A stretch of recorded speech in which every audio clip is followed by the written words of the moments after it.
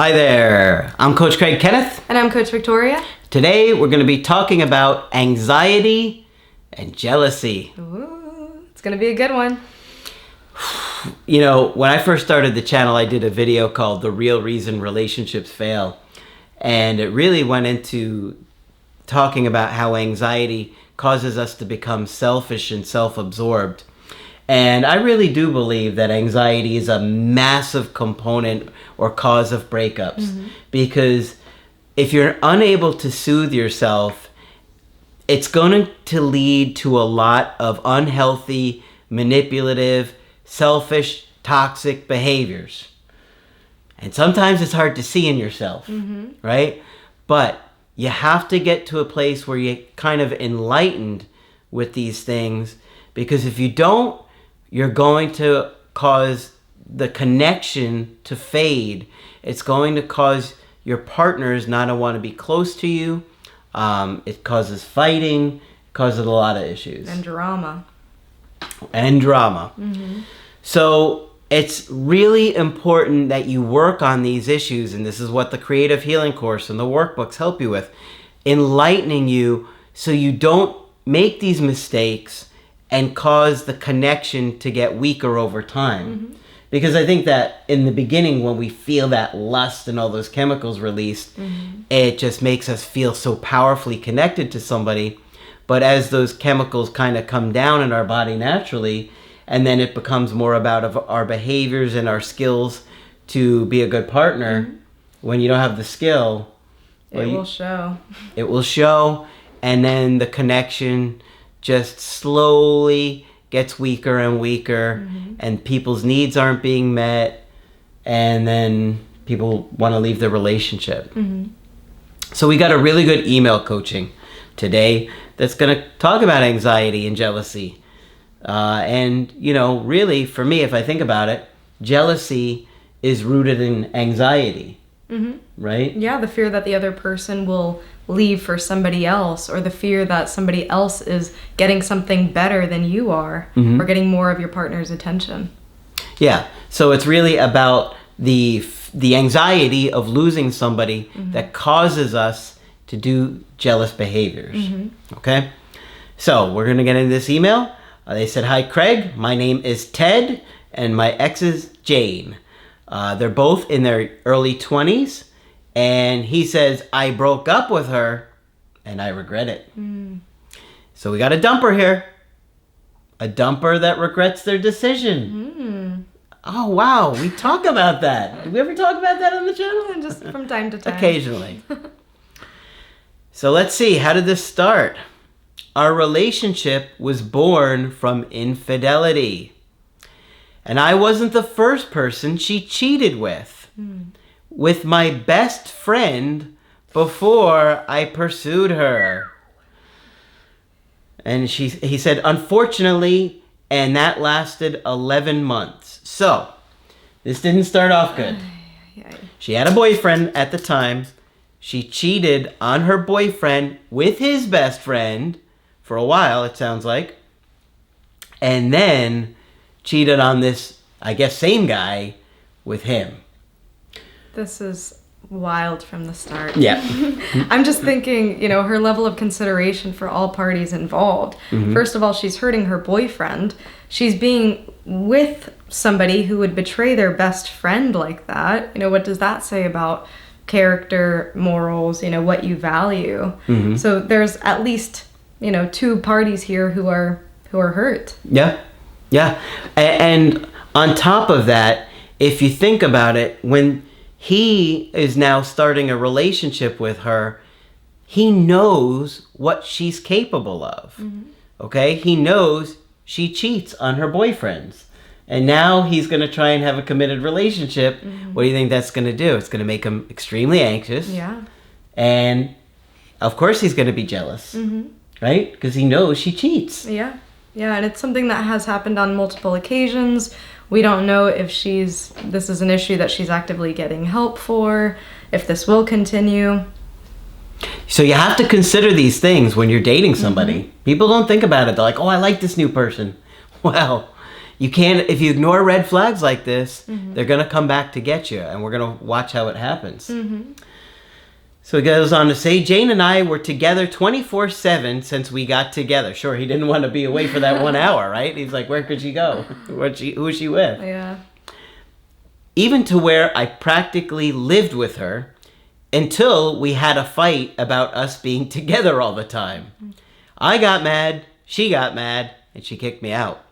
And we see this so often when couples make that next step to either live in a similar city or move in together or make that next step towards commitment. That usually requires a lot more time spent together. Yep. Stress heightens. You start to see those parts of your partner that you could have turned a blind eye to before.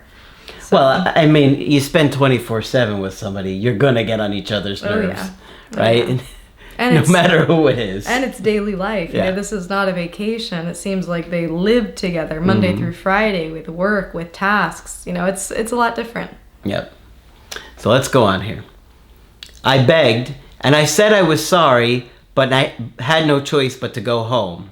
She then wanted a break where we weren't going to see anyone else, which I had played cool at that time.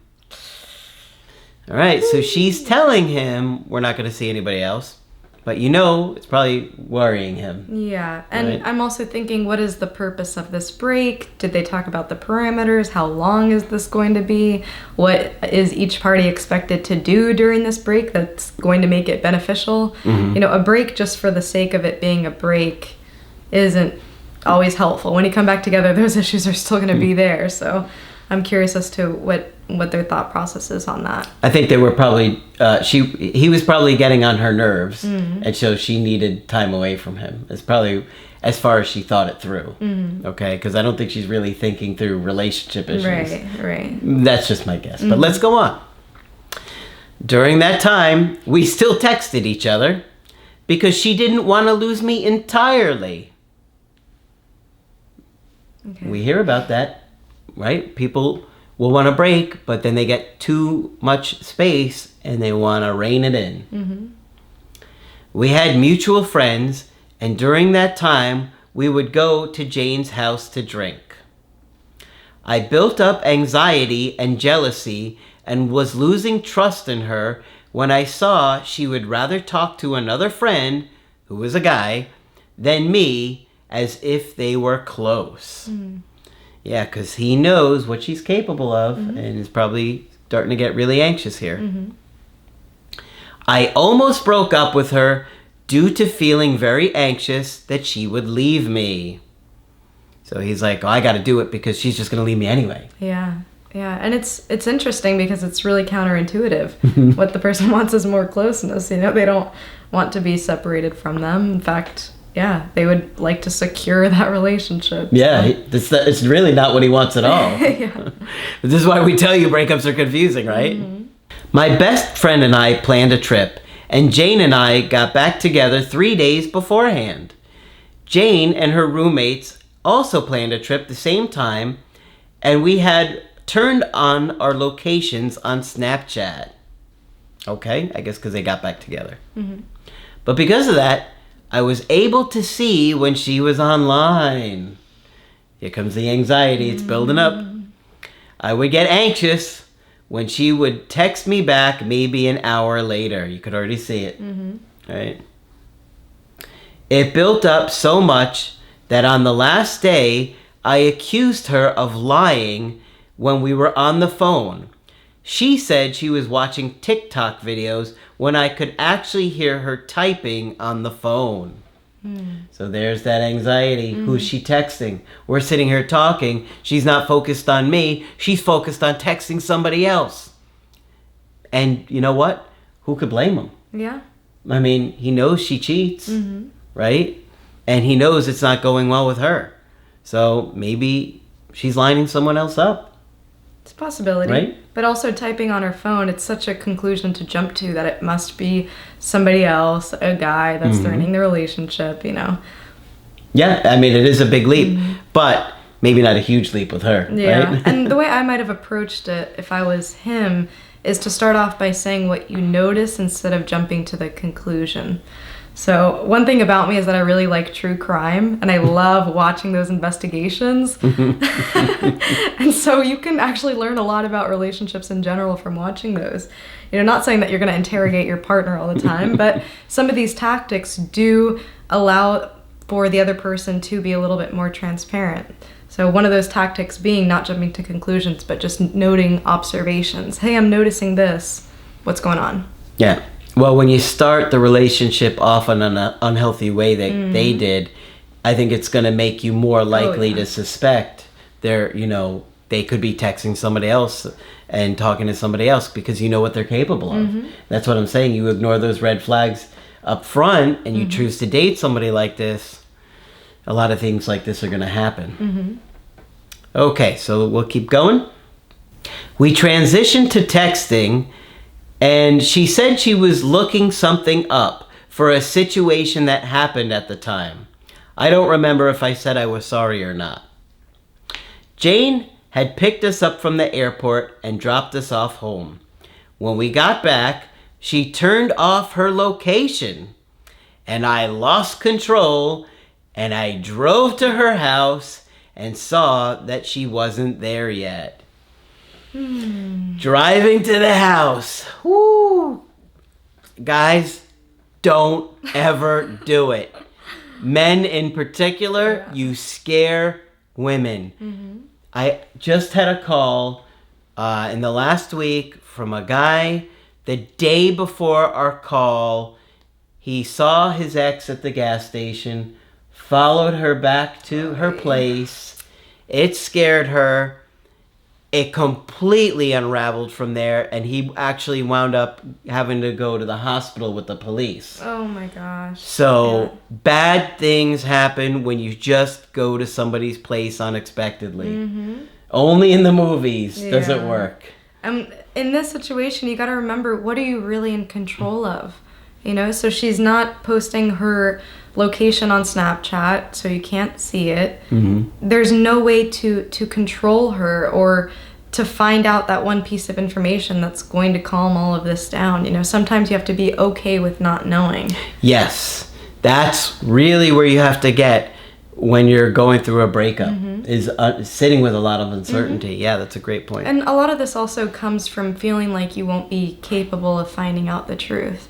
The more confident you become in yourself, the more secure you become. Him in this situation might think, okay, I don't know what she's doing right now. I don't know her location. But if I were to find out some groundbreaking information that she is at another guy's house, I know that I will be able to survive that. Yep. It might be devastating, but I can survive it, and I will handle it if it comes. But this is why you have to do the work. Okay, this is why we have the workbooks and the creative healing course, all these things, all these behaviors. It's like an emotional internal muscle that you have to develop. Yeah. And it takes time. It's not easy to do. He says, I started pulling away and being distant from her. Jane caught on and asked why I was acting like that and if it was because of the location. So she knew. She knew. That's interesting, isn't it? Makes it look even more suspicious, though, doesn't it? Yeah, it does. It does. I felt ashamed. Yeah, because I just think it's like you deliberately turned it off knowing it was going to, and now he's upset. Where were you at? I mean, now... I wonder if she could see his location at her house on Snapchat. She's just like, what is going on? He's at my house. I'm not going home. I'm going to that guy's house. Oh, my God. Oh, man. He says, I felt ashamed. I also tried initiating intimacy, but she didn't want to. And I told her I felt insecure, and I wondered if I deserved her. Now that insecure behavior is going to turn her off, because she knows they're feeling disconnected. It's like they both know what's going on, but neither of them are talking about it. Yeah, that's what I'm feeling. Like the details are missing here. Yeah. Why didn't he ask, can you explain to me what's going on here with the location? Yeah. I'm feeling a little bit nervous about it. Whatever it is. It seemed like she didn't provide him with any of that. Yep. So instead of addressing it, he tried to be intimate with her, and it turned her off because she was like, there was like an elephant in the room, right? Yeah. I left to go home that night, and broke up with her thinking I had to let her go because I loved her. I texted her I wanted a second chance, but she said she was mad and confused with me. Boy, this is all over the place, isn't it? Mm-hmm. Jane got back with me a week later saying she had no one else to talk to when things got hard in her life. I showed up drunk, here we go again, and she refused me. The next day, her car was towed, and I helped her get it back, and later said, because we're exes, we shouldn't talk and should live our own lives. It's been no contact since there. I texted her 2 weeks later, so it wasn't really no contact since there. Right? He texted 2 weeks later. Yeah. I even said that to him. I'm like, wait, it wasn't no contact. You reached out 2 weeks later. I texted 2 weeks later asking if we could talk. It's been a while. But she left me unread, and it's been like that since. Since I broke up with Jane and initiated no contact, do I reach out to her and try and repair us? Or do I wait for her to come to me? All right, so at this point, he's reached out, what, 1 time, 2 times? How many times did he reach out There was here? the drunk time. The drunk text, I don't and... think it was a text. I think he showed up, right? Yeah. And he refused her. Or she refused him. She refused him, yeah. Okay, so she left him unread, the most recent time, and then it sounds like he helped her get the car back, and she was kind of like, we shouldn't talk anymore. Right? Mm-hmm. But he had already told her, I want a second chance. He stated his intentions, in my opinion, and made that clear. Yeah, so that's what I was trying to assess right here, because he told her he wanted a second chance, and then even after that, he went to the house and helped her with the car and texted 2 weeks later. So at this point, it seems like it's got to be on her. Mm-hmm. Right? Yeah. Because he's made numerous attempts here to repair this, and she's not making any effort here.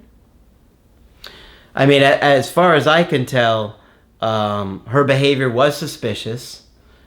We don't know for a fact, but it looked suspicious. Turning off the location and texting while they were on the phone.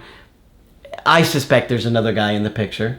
We know she's certainly capable of it. It's a possibility. You know, I think everyone's capable of it, but Sure. that's my cynical nature. Yeah. You know, but some more than others, though. Some people have more integrity than others. This is true. This woman is hooking up with him and the best friend. Yeah. While she had a boyfriend. This So is it's true. like, yeah. Yeah.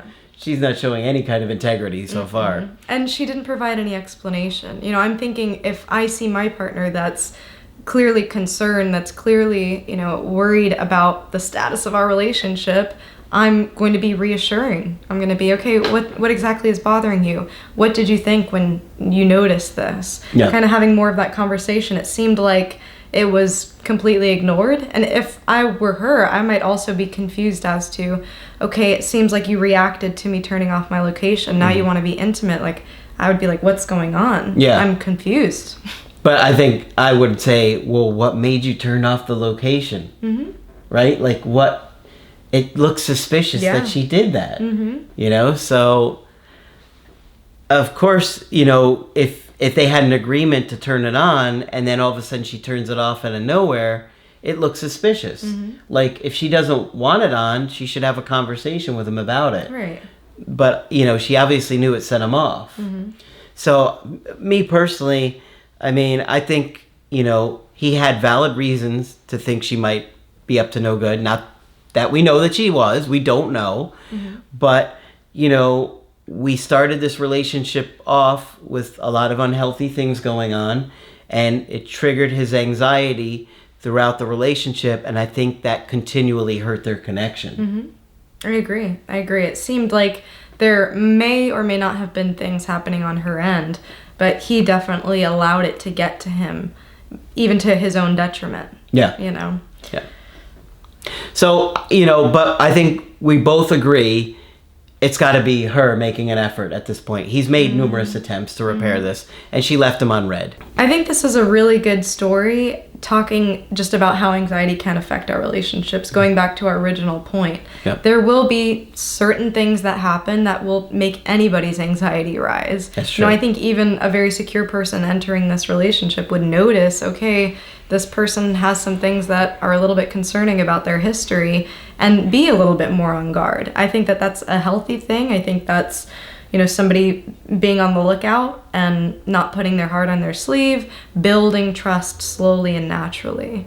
You have to really be able to assess if somebody is worth getting attached to. Because if you don't, you're risking heartbreak.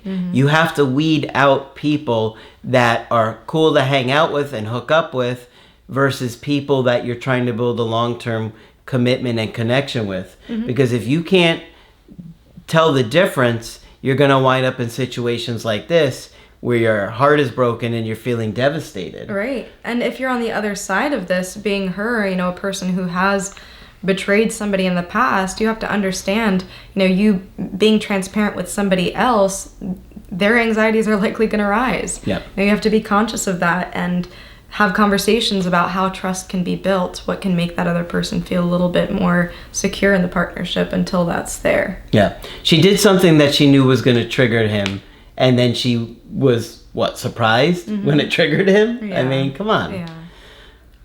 I think maybe she just didn't care at that moment that she was turning the location off. And so she didn't care if it triggered him because she probably wasn't that invested in the connection, right? Just a guess. Yeah. I mean, could have been anything. But, I mean, based on all the information, that's what I would be thinking. But, look, if she comes back, you need transparency here.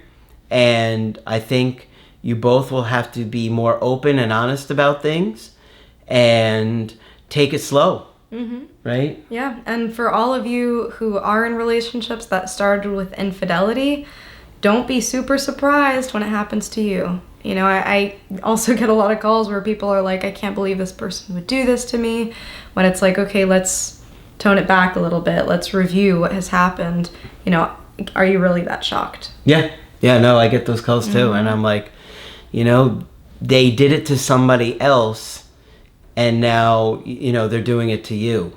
So you got to look at somebody's internal convictions. And, it's hard to assess that sometimes, but you'll pick up little clues in how they talk about things and see things, how much integrity they have.